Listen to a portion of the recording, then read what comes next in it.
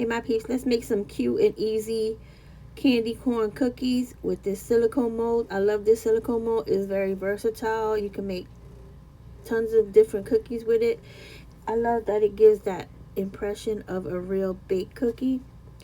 So I've got some fake candy corn sprinkles here, and I got those from Play Code 3.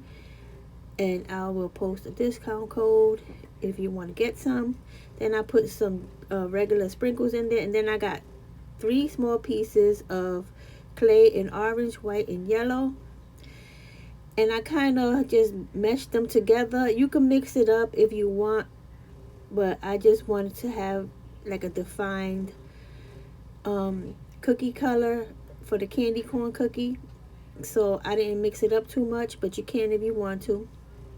And now take your time when you put it inside the mold, because you don't want the sprinkles to get buried inside the clay, because if you push it around too much, it's just going to get buried instead of being on top of your cookie. So just take your time.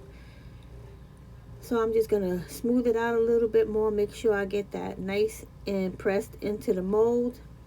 Then I'm going to pop it out. And if you have issues like getting the clay out of your mold, just use a little bit of baby oil on there, you know, with a brush or something, and it should help release the clay. So I got a cookie cutter, and I'm just, because I don't like the shape of that cookie. I like the texture that cookie gives, but I don't like the shape of the cookie. I'm more like I like round cookies.